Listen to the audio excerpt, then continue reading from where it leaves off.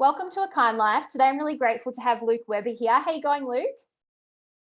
Yeah, good. Thanks for having me. That's okay. So I guess I'd like to share where I know you from. So from probably when I first became vegan, actually, about 4.5 years ago, I found some of your merchandise online and really loved everything that you're doing as part of Vegan Alliance. And then I moved on to find your podcast, which I was an avid listener of. Even I think you would say I'm probably a little bit dated. Like I remember at the time, I think it was about 2 years after your last episode, but I was still listening to all of them to hear your content. So it's great to have you on. It's actually quite an honor. So thank you very much. Yeah, that's awesome. No worries. And thanks for listening. I'm not sure if they're actually all up still because I don't know if I still have the subscription to keep them rolling, but thanks for listening when you did. And maybe I should put them up again.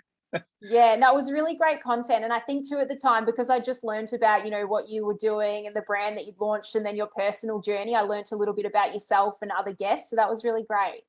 Awesome. Yeah, it was good fun. It was really good fun. And obviously I'm still in it. I'm just doing some other things now. Yeah. So tell us a little bit about yourself, Luke, for people who might not have had the privilege. Tell us about you. So I'm 42. I got a son. I'm married to a beautiful lady, Aimee. I am living up in regional Victoria at the moment. Just moved over from South Australia, which has been great. Besides kind of all the stuff that we've well, I guess if you for the last 2 years, I've had a baby son. It's kept me pretty busy, right? And up until then, we were pretty out there all the time doing stuff for animals. And it's not like that we don't do it anymore. It's just having the time to be as active. I guess is a little bit harder when you've got a kid for any of the parents out there. But I guess we still kind of do things in our own way. So, we live quite close to Edgar's mission. So we spend a bit of time there and helping them. And we're always kind of like, rescuing wildlife injured on the road and that kind of stuff. And we've also got our cows as well. So the 2 cows that we rescued, Kevin and Derek, currently living in South Australia, but I actually just went to check out a property for them yesterday. So close by. So hopefully get them over to Victoria pretty soon. So we're still kind of doing our thing. It's just a little bit different to what we were doing in the past, but still exactly the same kind of values and ideas and goals. Yeah. And I know that did seem like a bit of a shift in your life. Obviously, once you had your son, that would have been, such a change in both yourself and Aimee's life. I'm guessing, especially to having your 2 cows. Now, they were absolutely beautiful. I always love following their stories on Instagram. So do you want to share with us how you guys rescued them? Yeah, so it was probably maybe 4 years ago. We were doing some stuff with sort of a wombat rescue team in Adelaide, and we got called on by a farmer down up north in South Australia. We actually went to help him because he was having some areas kind of blasted to put in those to put in a wind farm through his property, which he wasn't overly happy about, but they were paying him too much money, I guess, to not do it, basically forcing him to do it. But the biggest problem as well, not just the fact that he didn't want to have these big wind, what do you call Turbines. the wind? Turbines. Sorry, that's the word I'm looking for. He didn't want to have the turbines in his property. There was also a wombat habitat in that area as well. So he needed someone to get some photos of the wombat habitat, but he didn't really know how to do it. So I actually went down there with, me and Aimee went down there with our drone. We got a bunch of photos and footage for him and stuff so he could submit a proposal to council to kind of like oppose it, I guess. And then after we did that, we kind of packed up the drone and everything. And then we were just chatting to him. He was just a regular farmer guy, probably like the complete opposite of a vegan. He cared for kind of like the native wildlife, probably ate cows and chickens and fish, etc. But we just got talking. I don't know if we were having a cup of tea with him or something, and he said, "Oh, do you want to see my cows?" And we were like, "Oh, okay, you got some cows." And he had this herd of cows, right? And it was a little bit bizarre. He was like dabbling with a bit of hobby breeding of different species of cows, which was a little bit strange. But either way, he wasn't a cattle farmer. He just kind of, it was like this weird hobby. And he was more of like it's actually like a lentil farmer, I think, or a corn farmer. So, I guess, supplying the vegans to some extent. And we met his cows, and one of his cows, he said, "Oh, I've got a real love for this one particular cow. His name's Kevin. The problem is my wife doesn't want me to keep the cows anymore because they're too expensive. So we're actually shipping them off to an abattoir in Geelong. I don't know if there's an abattoir down in Geelong, but Yeah. he said that he was shipping them off to an abattoir. And he said, I just don't want Kevin to have to get on board as much as, I'm sending the other cows. Kevin, I've got a bond with him and I've got a name for him and he knows his name. And Aimee just said straight away, oh, we'll take him. And I was like, what are we going to do with a cow? We don't have a property. We live in Port Adelaide, which is like just a suburb in South Australia.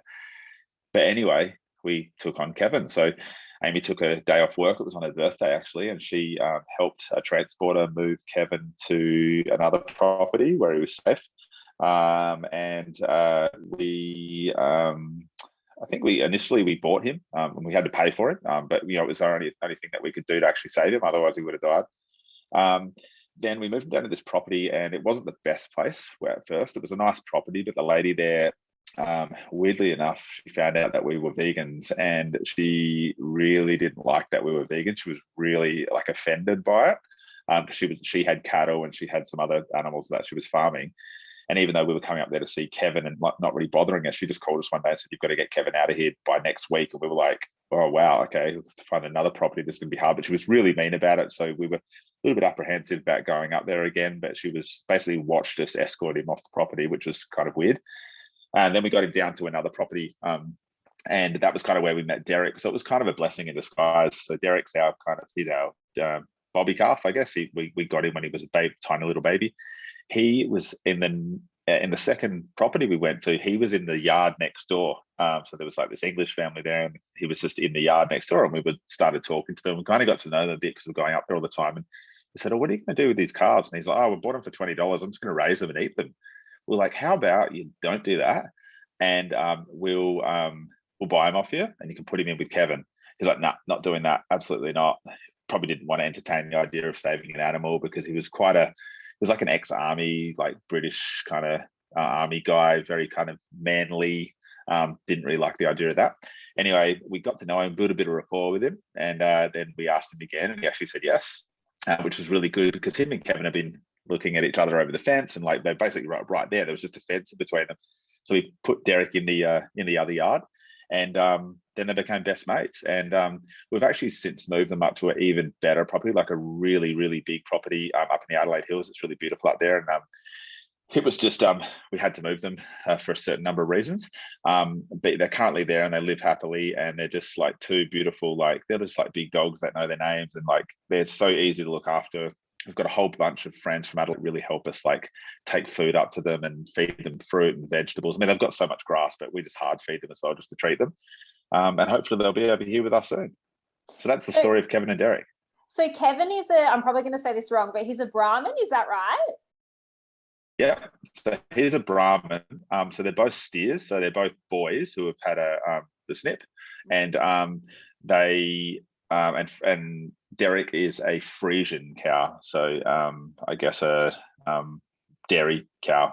So he's a spawn of the female dairy cow, I guess, which would normally just get sold for $20 and sent off for veal, essentially. So really happy that we could get them to sort of cohabitate well together, because we were able to keep both of them. And you probably never seen a Frisian cow as big as Derek, because most of them, you wouldn't see them in paddocks that old, because normally they're gone by that time. So he's quite surprisingly large, but awesome animals. So they're quite playful, so you got to be a bit careful around them still. And we obviously don't cut their horns, so they've still got these big horns. But absolutely lovely. We miss them a lot. We haven't seen them for about 4 months, so I can't wait to get them over here. Yeah, so that's exciting. I'm guessing it's going to be quite a stressful process to move them to Victoria, but once they're here, that'll give you great peace of mind. Yeah, well, the last time we moved them, we actually got put onto someone through.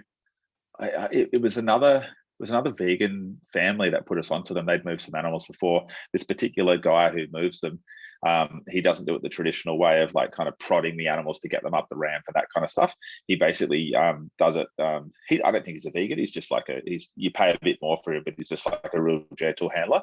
And he'll basically just fence off an area around the back of his truck, and he'll kind of just coax them in with some food. And once they're in there, he'll just keep kind of closing the gates until they walk up the ramp, and in they go. So we're willing to pay a little bit more, obviously, because we don't want them to have electric shocks in their butt. I don't think that's appropriate. And kind of also, we definitely, it costs us another $1,000. It is what it is. Yeah. And I know that I guess for people who aren't aware of your brand, Vegan Alliance, that a lot of the money from that merchandise was going to Kevin and Derek. Is that right? Mhm. Yeah, so when I started out the Vegan Alliance, and initially it was just me, Aimee kind of joined in on it after a while just because we were getting kind of busy with it. And it was never a job, it was always just something we did on the side. But I started out just as an Instagram account, kind of back when there wasn't as many maybe vegan Instagram accounts or animal rights ones. And I just wanted to start posting stuff that was a little bit more in your face about like what was happening to animals because I wanted people to kind of realize. And it just took off and got a lot of traction. And I've always been involved with music and bands and merchandise, and I've worked for different merchandising companies over the years. And I was like, oh, I might make some merchandise and just see how it goes. And I think the Defend Animals hoodie or the Defend Animals design, that was like, I just punched that into Photoshop and picked a font that I liked. And I put that on a jumper, I think. And then I started making jumpers and t-shirts and just started selling really well. And I was like, oh, people like this stuff. I was like, okay, well, I'm getting this money coming in. What should I do with it? So initially, I would just basically, I think it was like every month, maybe I'd sort of just say, oh, this month I'm putting the money from any sales towards, I think, Animal Live Victoria. And then other times I did it to like Freedom Hill. Then I did it to Edgar's Mission, a whole bunch of other stuff. So that's kind of what we were doing initially. So for years, we were just basically donating it. We'd get it all, we'd pay our merch bill, and then we'd donate the rest. So it was really good. Like people supported it so much. We were able to donate, every month or two to be able to donate $1,000, $2,000 to someone, which is really great. And it also allowed us to do things like when Kevin and Derek came up and we had to rescue them, like sometimes your hands are tied, you do have to pay for them because farmers aren't willing to just give you a cow. And if you want to save them, you've got to give them some money. So we'd have to put that towards that. But it was really good because we were able to kind of fund everything that we were doing. And we had the funds there to do it. And we were quite transparent. I think quite regularly, every couple of months, I would try and post something saying, hey, in the last few months, this is what we've spent your money on, sort of thing. Just so people didn't think we were, pocketing it and paying for our mortgage with it, essentially. And I know it's our thing, we can do what we want, but we always said that we wanted to kind of put it towards animals. So that's what we tried to kind of keep that going the whole way through. As time went on, with cows, and then we had to pay for agistment on the land. So agistment traditionally is for horses. So people have horses and they pay someone a bit of money to keep them on their property. We kind of jumped in there with cows, and most of the places we approached thought it was quite weird that we wanted to agist cows because no one really does it. But we did it. So, that was $60, $70 a week that we're paying. And then you've got like another $40, $50, $60 a week for hay. And then sometimes you buy some extra treats and fruits. There's another $50. So we basically had to start funding that. And also, just things like having to drive up to our property all the time, like it's just extra petrol and all this kind of stuff. So we're just anything that was related to looking after our animals, our money started going to that. But every now and then we'd still throw, $500, $600 towards another cause. But it kind of went from donating to charity to kind of focusing on our animals. And we did it also a lot with like Villa Kitty Bali. So a couple of times we actually we went over to Bali to take suitcases full of like medication and stuff for the animals over there. So what we'd do is we'd go over together, me and Aimee, but we might like fund Amy's flight with the money because she was going to have to go to take the stuff anyway, and then I'd buy an extra flight for myself out of my own money, and then we'd both go together. So we'd always try and make sure it was always really fitting into something related to animals. We didn't want to just kind of treat it like we were like just kind of having a good time with the money. And what ended up happening there, Luke? Like, what sort of brought that to an end? I know you obviously had some changes in life and things, but tell us, what made you decide to end Vegan Alliance? I think the thing was we did it for about 6 years, 5 or 6 years. And the only reason we kind of ended it is obviously doing stuff for like not-for-profit is great because you can obviously help other causes. But kind of as we got more commitments as far as like, paying our own mortgages and then, all the expenses that come with that, then we had a baby boy, Wolfgang. So then there's more focus on that as well.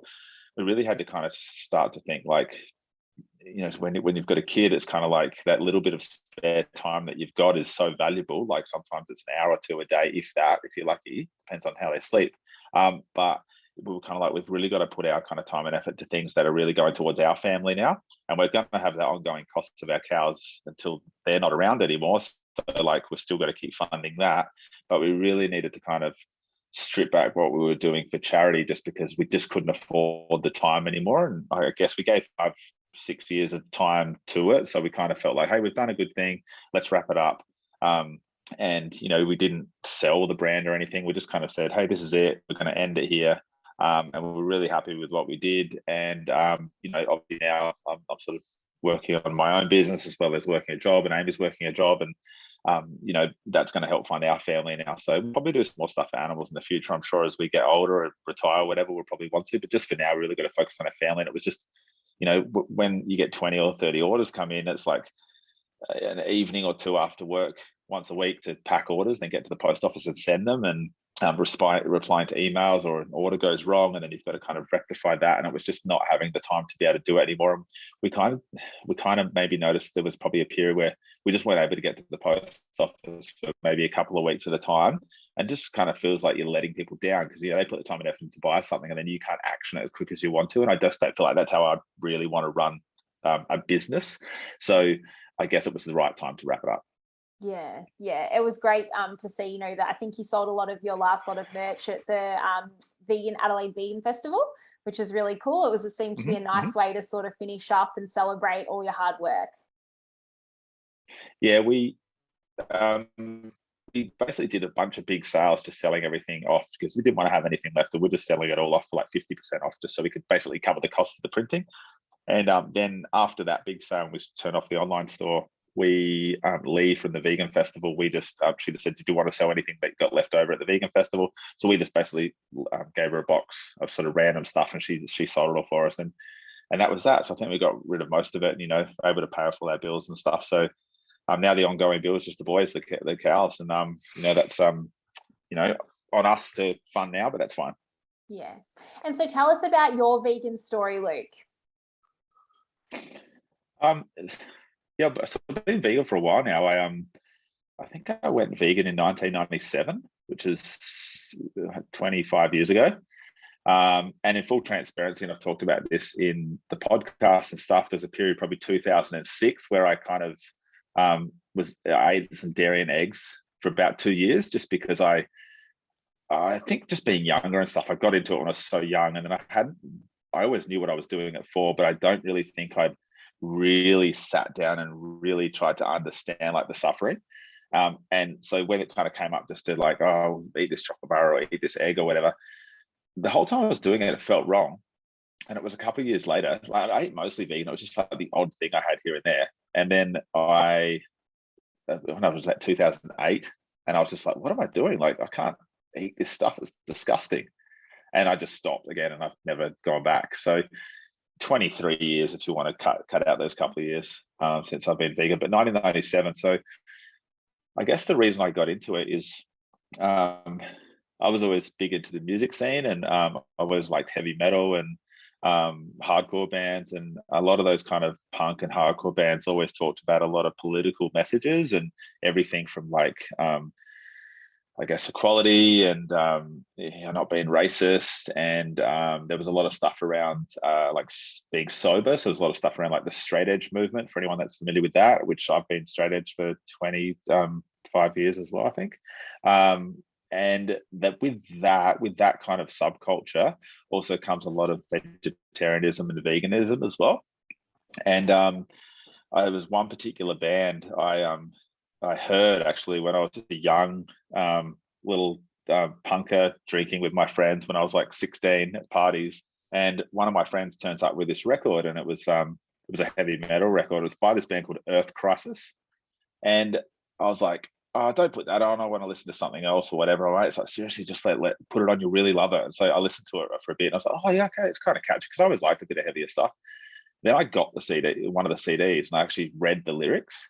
And these guys were like full on like vegan warriors, and all their lyrics were about, this is in the mid 90s, all their lyrics were about like rescuing animals and like quite brutal, like killing people that fucking hurt animals, killing people that hurt animals, and like really brutal stuff. And I was like, wow, this is full on. Like, wow, these guys really hate animal oppression. And I thought, you know, they probably hate me because I eat meat and whatever.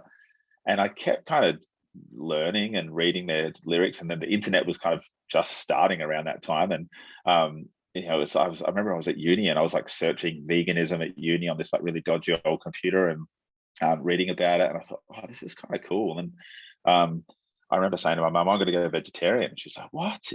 Why would you do that? And I was like, I don't know, I'm just going to try it. I think I was 17 at the time. And I did it for like 2 weeks. I was like, this is easy. And within 2 weeks, I just went vegan. I was just like, I'm just going to go vegan. And I think for me, the passion I could hear in these guys' kind of voice when they were singing about animal rights, along with this heavy metal music, and then I'd watch some of their live shows on like a VHS tape that someone had sent me.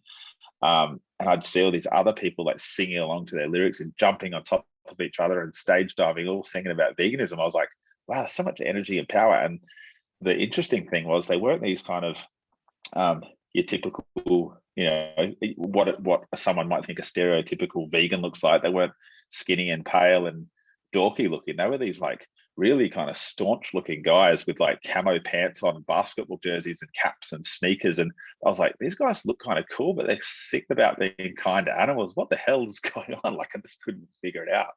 Anyway, I just loved it. And I just developed this like passion for this band. And then I just sort of kept looking into it. And then it just seemed like the right thing to do.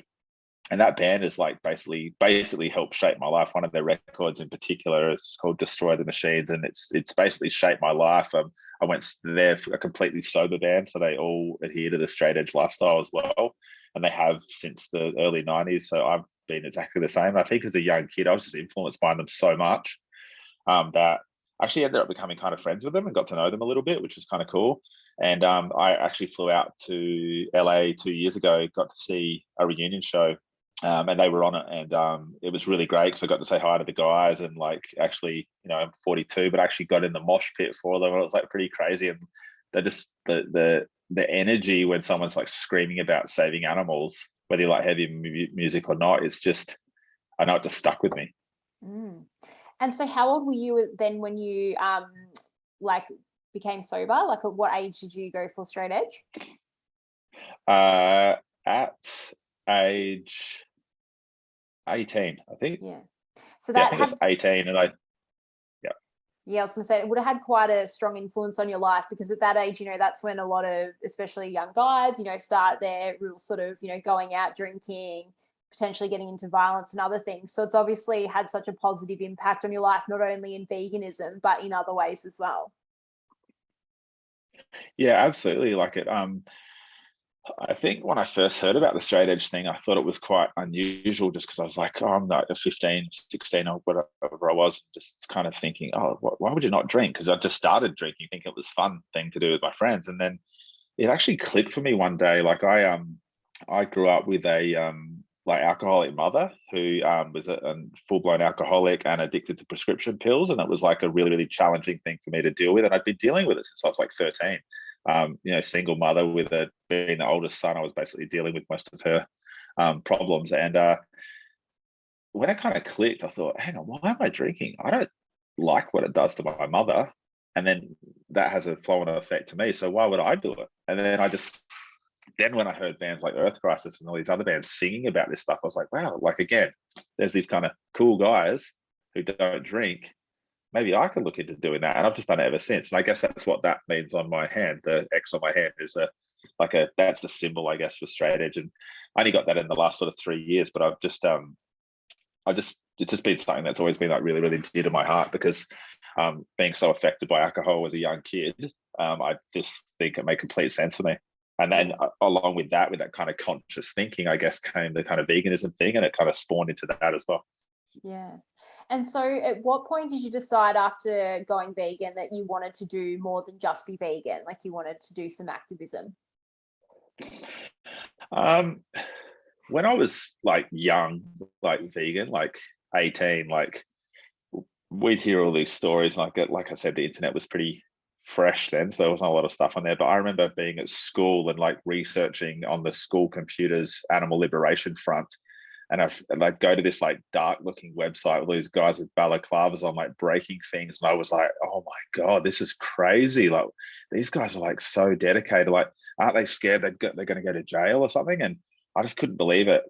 And that mixed with kind of some of the bands I was actually singing about the animal liberation front and this direct action stuff they were doing, I thought, oh, this is amazing. And there's probably a few times there when I was like 18, I went and maybe etched a few things into butcher shop windows, put some nails in their locks or something, maybe back in the day. But I'm not afraid to admit it. I did a bit of that stuff. But then I guess up until probably nothing really ever serious. It's just like me being a young sort of carefree guy.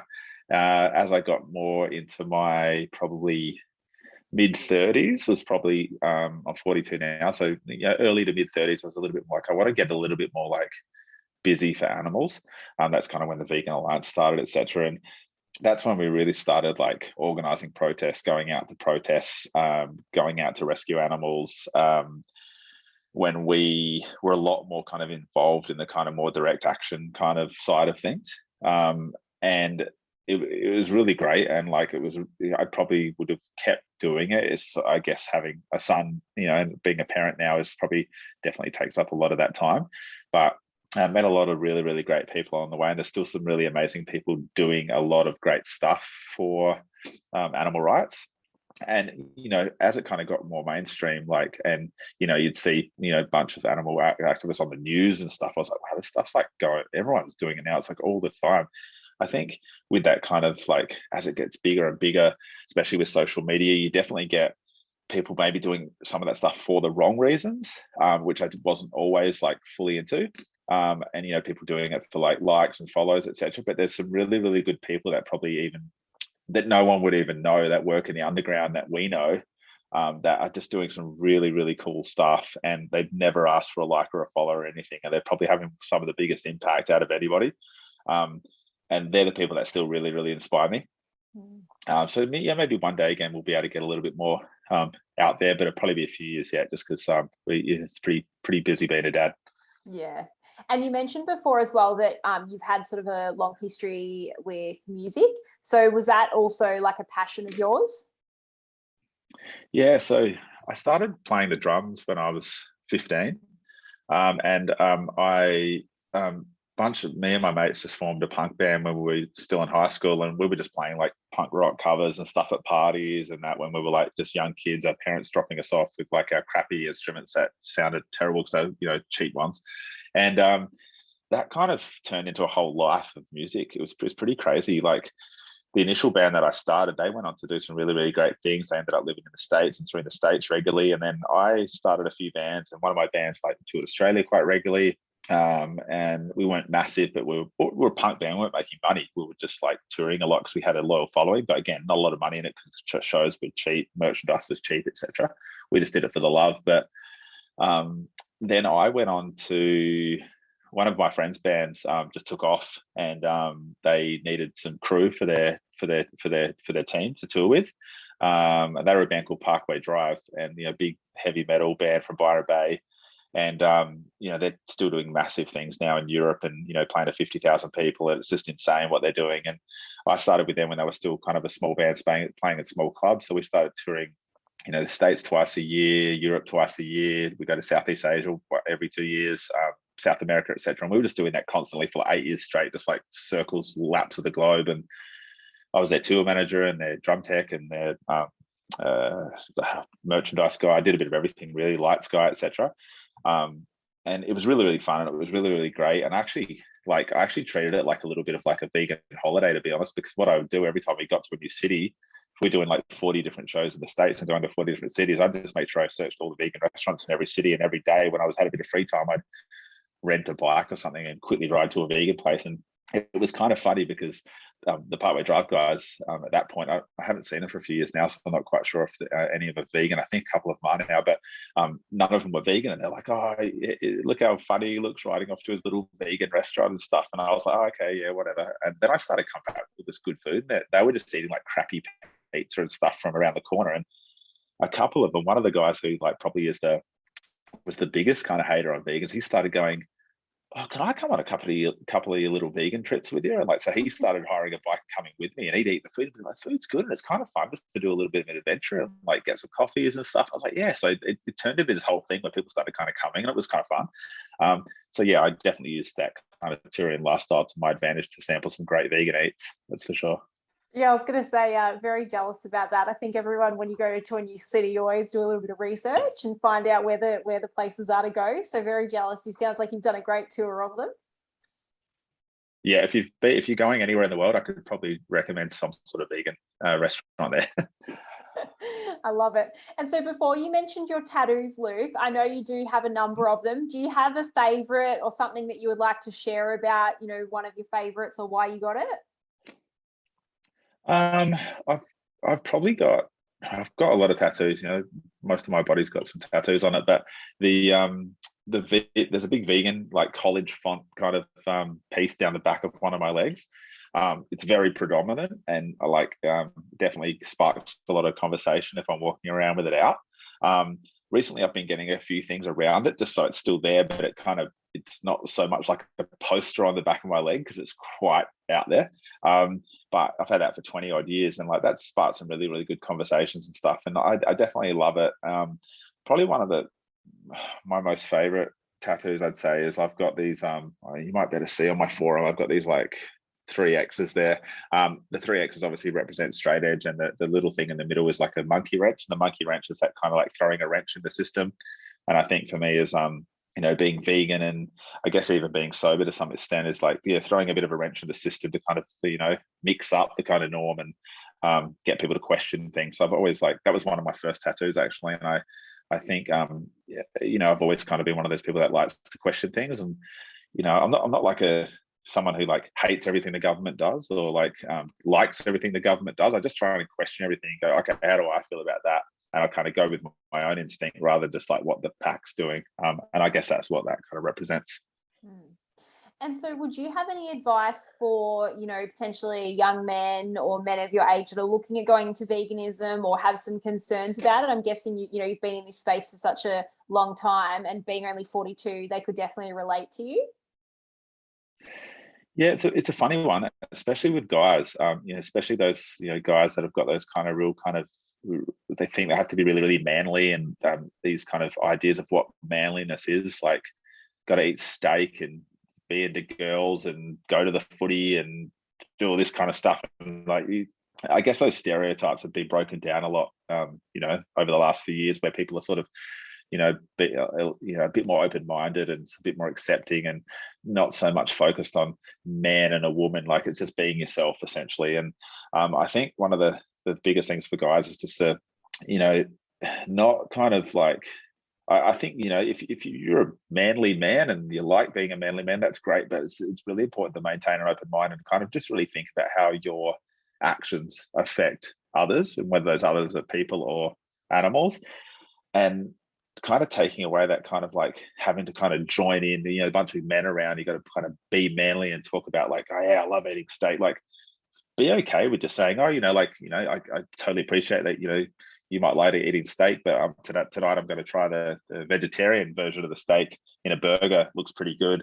And just have a bit of fun with it, and just like, don't kind of worry too much about what your friends are going to say or what someone else is going to say, because I guess if we all did that, none of this stuff, there'd be no innovation. There wouldn't be any plant-based meats and stuff. It's just because people are trying new things and etc. That's how things change. And I guess the world is changing in the way that people's mindsets are now. And I think there's no expectations on you to be anything except yourself. And I know there's probably a few things I like to do that are like on the manly side, and there's other things I like to do that are just kind of neutral. And I'm also a big kid, and I don't care if I dress my son in whatever color he wants to wear. If he wants to wear a pink shirt from the girls section, great, I'll let him do it. If he wants to play with a doll, like, it's just that whole kind of like, you got to love footy and steak, and that I just don't really get behind it. I just like, be yourself. That's what you love.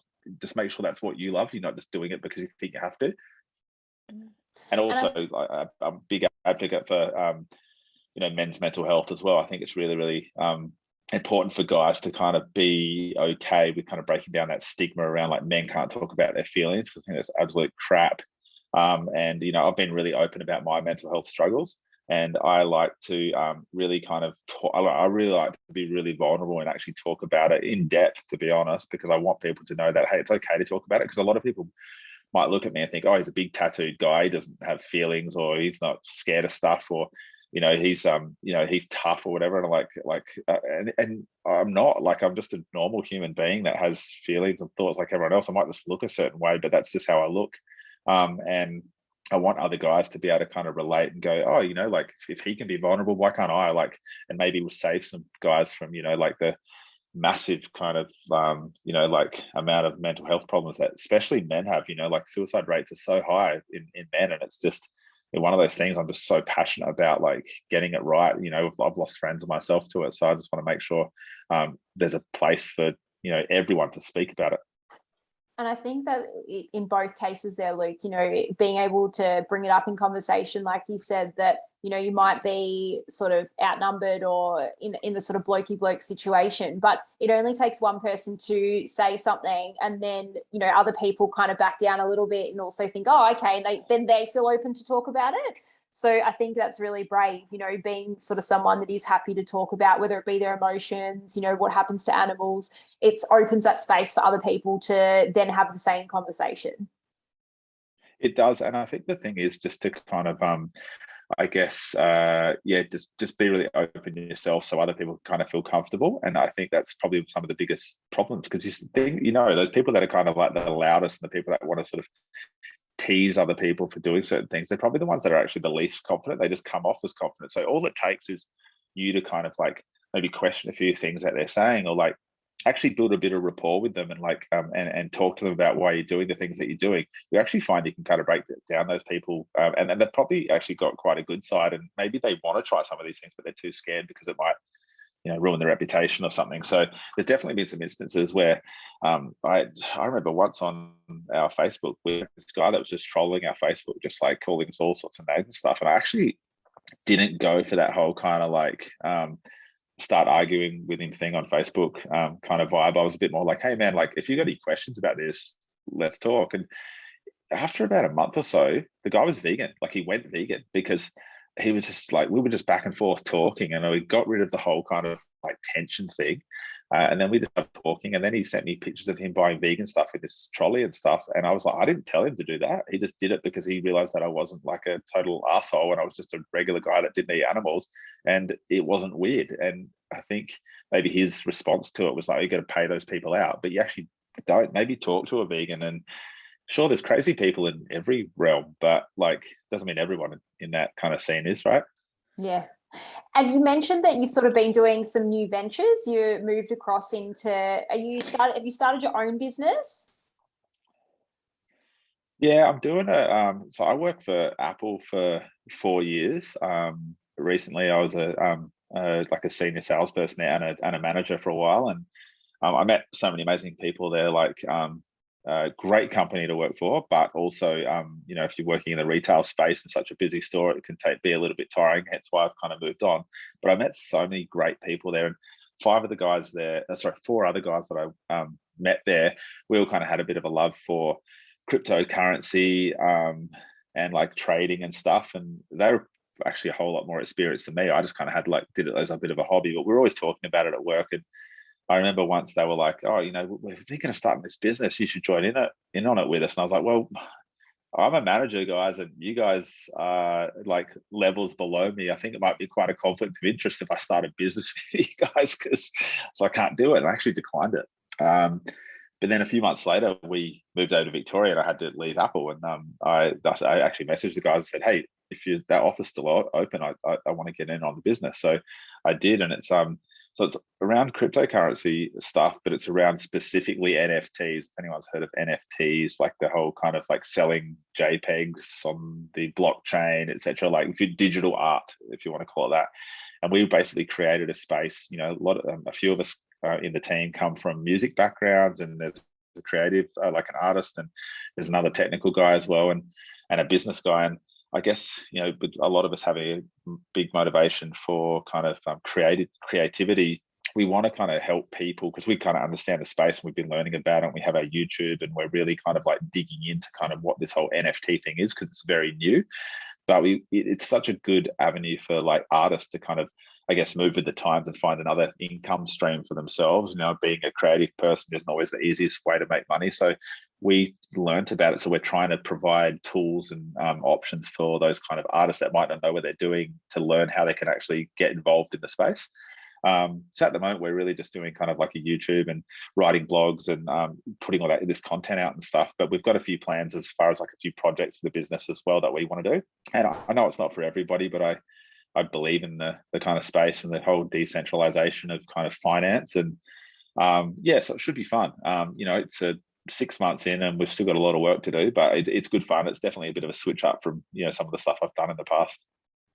Yeah, it sounds like you've got a lot of experience in different areas. So I'm sure it's something that you're able to bring together and apply in this situation, but just learning new things. People that really likes to, I've always been one of those people like, oh, life's not long enough to really try everything. I want to try everything. I love like trying something new or adopting something new or get a new app or try a new piece of software. So whenever something new comes out, like I want to try, and I don't always stick with stuff because, I'm pretty like jump into that. You can't do everything, right? But then I find these little things that I really love and then I stick with them. So I like, it can be time consuming trying to want to be absolutely everything all the time. But at the same time, you do get to taste a few little, you get to test out a few little, like little things and you find something you love. And that's kind of the way I work, I guess. Yeah. And do you have any plans that you'd like to share with us for the future? I know you mentioned that you're looking to move out of regional Vic into closer to the city, but is there anything else that might be on the horizon? Look, we'll probably move back closer to the city for a little bit just because we work down there and it's a little bit easier with a little one and stuff, and we find ourselves down that way a lot, so we're commuting all the time.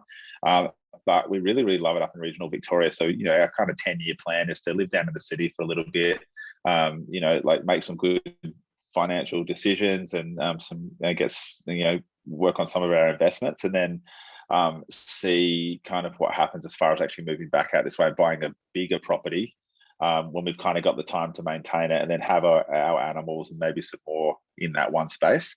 We've always kind of had our cows at a separate property, so it'd be really nice to like wake up and have your morning coffee with our cows. That's kind of our dream, I guess. But it's just can't be right now. So that's the long-term goal. So really right now is kind of doing all the hard work to try and put that kind of vision in place. Yeah. And is there anything you think that we might have missed? Anything that you wanted to mention, or any advice for, activists, someone looking at starting a, not-for-profit, anything like that? Yeah, well, I guess something that's, I think, super important is, like I was saying before, is like, animal rights is like a real thing, and it's like, suffering of animals is a real thing, and it's super sad, and we're all trying to fight against it. There's some people out there doing some really, really amazing work, but I do feel like as it kind of got a little bit more mainstream, a lot of kind of people coming in doing things the wrong way or maybe for the wrong reasons has kind of crept in. So the one thing, I think any advocacy for animals is really, really good, but I do believe that, you kind of got to be open to kind of a little bit of constructive criticism. If maybe someone who's got a little bit more experience maybe just gives you some sort of feedback on the way you're doing things, be open to listening to it, because they have been around and there are good and bad ways to kind of advocate for animals, like ways that can do more harm than good. And I think just be open to that, because we've definitely had a bit of experience with kind of newer vegans coming in and doing things, and we give some feedback and it's kind of blown up, and it's not really the intention for it to be like that, but that's happened sometimes. I think also it's just kind of just staying humble as well, because I do feel like for a little bit there, like animal rights definitely kind of got a little bit kind of had that kind of like celebrity kind of element come into it. And for me, I think being around music so much and being around like famous people and celebrities and stuff, and seeing what it kind of does to people, I was a little bit sadder when it kind of came into this like full idolization of maybe like people in the animal rights scene. And although they might have been doing some good, it just felt like the wrong place for it. And I think like, any money that's kind of coming from, like stuff that's to do with animal rights, I feel like the best use of that is to go back into animals. Not necessarily, I feel like there was a few people there taking advantage of that a little bit. And it's all subjective. It really comes down to what the person's doing and their intentions. But I guess the main message for me is just be humble and really understand that there's some people out there doing some bloody hard work and some dangerous work and stuff that's probably completely illegal, but they're really making some big changes for animals, and they're not recognized and no one knows them. And like you don't have to be kind of famous to be like the most kind of inspirational kind of vegan out there. There's stuff that you can do just on a day-to-day basis, whether it's just having a conversation with your colleague or leading by example. I even think probably the way I advocate a little bit now is listening to bands like Earth Crust as I grew up, and like kind of thinking I've got to go out there and wreck everything and break everything and like destroy anything that's to do with animal abuse. I still have that fire inside me to kind of want to do that kind of stuff, but I do believe that having good conversations with people and leading by example definitely, I feel, works even better, because the times that like people have come to me and said, hey, just from some of the stuff that you've shared or this thing that you said, I've actually gone vegan. I think I had a guy somewhere from South America only just the other day message me and say, hey, I was from San Diego. That's right. And he said, oh, you did a show over there, and then I walked with you to the Taco Bell or something, and you just happened to tell me that you were vegan, and we had a really nice conversation. And it was a couple of years later, I really thought about what you said. I've been a vegan for 5 years, and I think, wow, I wouldn't have never even thought I would have had any impact on that person. I didn't tell him any brutal facts and figures about animal abuse. I literally just had a conversation with the guy, and maybe he thought I was a decent person, and maybe he wanted to sort of take on some of those kind of like ideas for himself. So just some of those little things that you're doing having bigger impact than So be humble, I think, is my main message to people. And I guess and on the other side of things, I guess, for the mental health side of things, which is something I'm super passionate about, is just be vulnerable and be open, and don't sort of think you got to live up to any of these kind of stupid stereotypes that society puts on us, because that's only going to do more damage than good. So that'd probably be what I'd leave everybody with. No, that's great. Well, thank you so much, Luke, because like I said, I was excited to have a chat to you. You've been in this, space for such a long time, and I'm sure you've seen lots of changes, and there'll be more things coming up for yourselves, like you said, in the future, when, some of your priorities change, and, you can do some things in Victoria with beautiful Kevin and Derek. I hope we get to meet one day. That'll be lovely. I'm sure that, that'll be something that a lot of people who have followed you for a while might be interested in, coming and seeing the boys.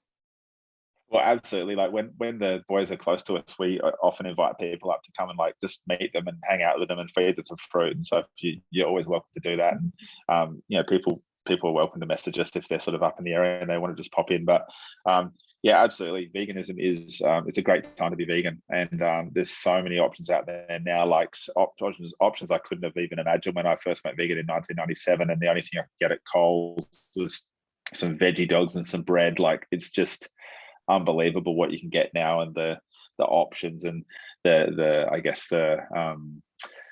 guess just how much people know about it. And it's just like a thing now. You could just say I'm vegan at a restaurant, and all of a sudden they go, oh, we've got these 5 things on the menu. Like, I just couldn't imagine that. And I think I'm like Lord of the Fries. Like, everyone in Australia knows the fries, right? I think I used to actually say to my friends, imagine if there was like a fast food place like McDonald's, but it was all vegan. And that was something I never, ever would imagine would have come true. And now now I'm in Melbourne, there's like 20 different like Lord of the Fries restaurants. And it's just like, wow, that's like a dream come true. I don't eat them all the time because it's not the healthiest thing in the world, but they do taste good. Yeah. And I think you'll appreciate too, when you live in regional Victoria, when you do go to Melbourne, that's something you're like, oh, that's a good highlight. I might have that today. Absolutely. Yeah, definitely. Always try and pop in somewhere if I'm down in Melbourne, that's for sure. All right, Luke, well, thank you so much. If people want to reach out, if they have any questions about what you're doing or how they can support, some of the things that you've helped in the past, are you happy for them to reach out on Instagram? Yeah, Instagram, just my Instagram is just Weber, my surname, WEBERXVX.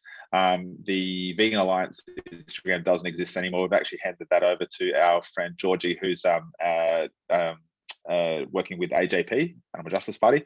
So we're really trying to help her with her kind of, campaign. So keep following it. But obviously that's just kind of moved over to that. But my personal one, I still kind of share a whole bunch of stuff on there as well. But Instagram is probably the biggest thing that I use. I'm not as huge on social media as I was, but I'm still active on it. Mostly stories. Yeah. They're quick and easy. Amazing. Well, thank you so much, Luke. Look forward to seeing what's coming up for you. Take care. Awesome. Thanks heaps.